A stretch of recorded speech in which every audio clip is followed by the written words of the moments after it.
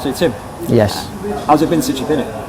No, it's been brilliant. Like I've only been, we were saying it in there earlier that only been here a short amount of time, but I feel like been here 6 months already. Like everyone's been really friendly, getting to know everyone, and obviously there was a couple of lads that already knew here. So Ruel, James Shea, he played in the same team as Jack as a youngster, so already knew a couple people. I knew Kevin Foley from we were on A licence together, so like I was already aware when I came in that there was going to be some friendly faces at least, and obviously Jack that I've known for years. Yeah. How did that relationship with Jack start? Well, it started when basically when Jack was 14, he started. Well, when he was off school, he was training with the first team at Arsenal. So I was working in at that point in the facilities department, which I started when I was 16. And then when Jack came up, obviously it's a bit unusual, a 14-year-old training with the first team, so everyone was kind of aware of him. And then obviously then when he trained and he trained well, and everyone started talking, and then when he came up then at 16 to the training ground, the relationship just blossomed from there really. Yeah.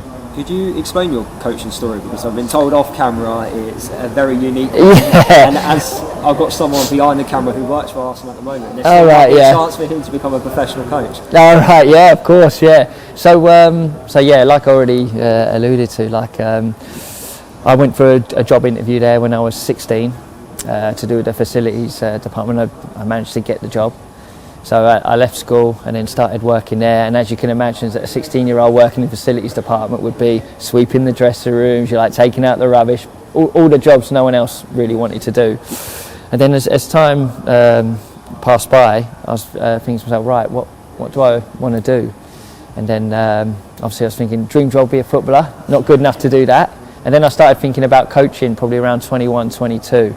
And I was thinking, right, what do you need? You need access to like the top people in that profession, which I had all around me, looking at the best footballers every day. And again, access to like so many brilliant coaches that helped me a lot through my journey. So then I started coaching in grassroots, stuff with the community. I started doing the kind of the Arsenal soccer schools, and then that kind of turned into pre-academy, then kind of covering coaches at Hale End, which is the academy for up to 16-year-olds.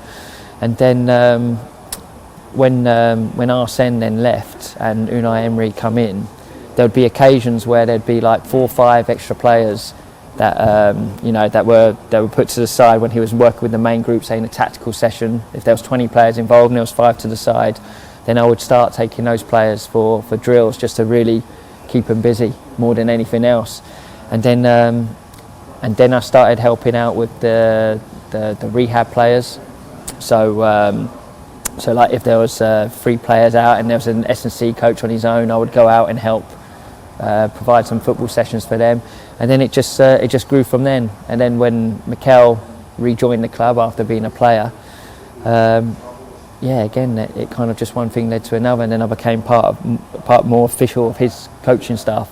And then that's what brought me to here now. So when obviously Jack came back, started coaching, and we would be talking often as well. And also when he came back, he trained, and I would take him for his sessions. So when he trained with us for, I think it was about 6 months.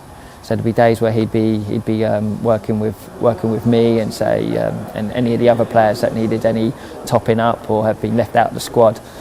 And then when he got the job, started talking more about coaching. We understood that we kind of aligned because we grew up on the same football, and that's obviously helped our relationship as well. And aligned sort of personally, aligned sort of football wise. So it's probably why we're quite close. Yeah. As a coach, do you specialise in a particular? I know in modern day football now you've got like transition coach, you've got striker coach, you've got defending coach. Do you specialise in a particular area, or do you cover basically all round? No, I cover most of it because I suppose part of my role at Arsenal was to pick up on all the bits that that were being left, kind of thing. So that would be like if I had to help out with the set pieces, if I had to help out with one of the coaches who focuses on defensive work, if it was the coach who focuses on the final third. So I would basically be a support coach for quite a lot of I suppose the main group of coaches that were there. So I suppose I wouldn't kind of specialise in any one area per se, but I've had a quite a good how to put it exposure in all aspects of it. Yeah. So you've got experience working with players that have had injuries and returning back to full fitness and into match sharpness. Unfortunately, at this football club, we've sustained quite a bit of injuries, and it's lasted for quite a while.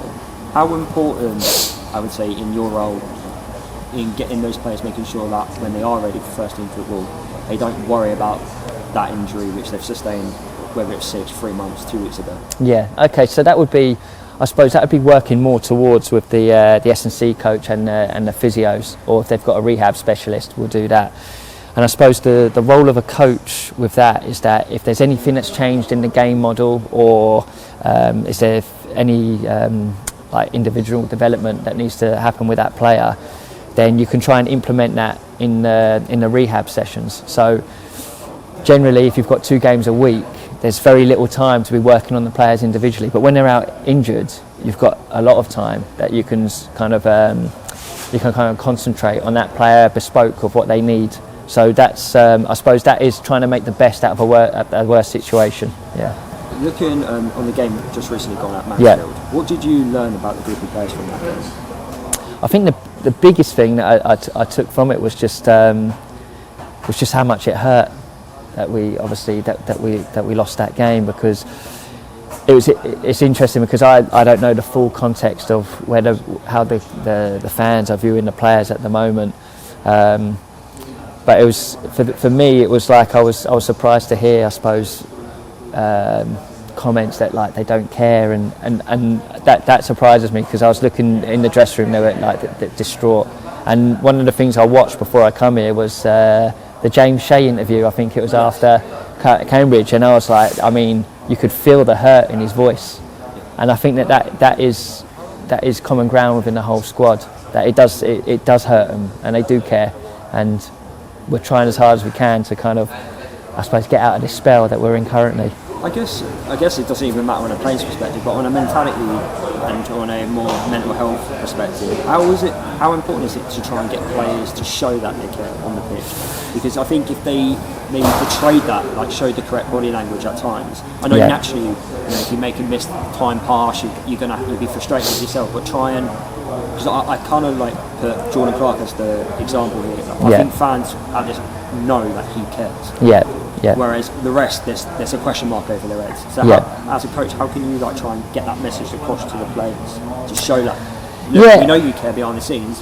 I think it's hard because like everyone's different. Everyone shows it in different ways. Like take something like bravery, for instance. Some people view bravery as going in for challenges and going in for duels, whereas other people would look at bravery and go, right, at different periods of the game, are they willing to get onto the ball? And are they willing to play? Are they willing to stick to the game model, and the game plan? Because there's a certain bravery that takes as well. So I would say it's difficult, because I do get it. Like when you're watching on the sidelines and you're like, he doesn't look like he's trying, or but look, people show it in different ways, and I suppose that's for us to see as well, to get to know the players a bit more, but the one thing they need at the moment is like care and a bit of love as well, because that's ultimately what's going to get the best out of them. Of course, yeah. So that's what we all want. My final question. So when you've got the noise from the stands and they are getting, as you can tell, they are getting frustrated and they are saying certain comments, how can you just get the players just focusing on just the play? Well, do you know what? It's difficult because like I never realised, because I was so concentrated on the game, I never even realised until obviously walking back into the tunnel through it the other game against Mansfield. So from that perspective, it was I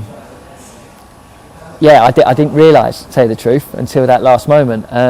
But what I would say is that it's up to us, like as the coaches, to try and give them the belief and try and like show them things tactically or anything that was shown on the training pitch to say, look, this is how we're going to win the game, and give them the belief that that's going to happen. So, from our perspective, it's it's us trying to give them belief, and that's the job of what we've got here. So hopefully we'll be successful in that. Brilliant. Well, thank you so much. Yeah, brilliant. Thank you.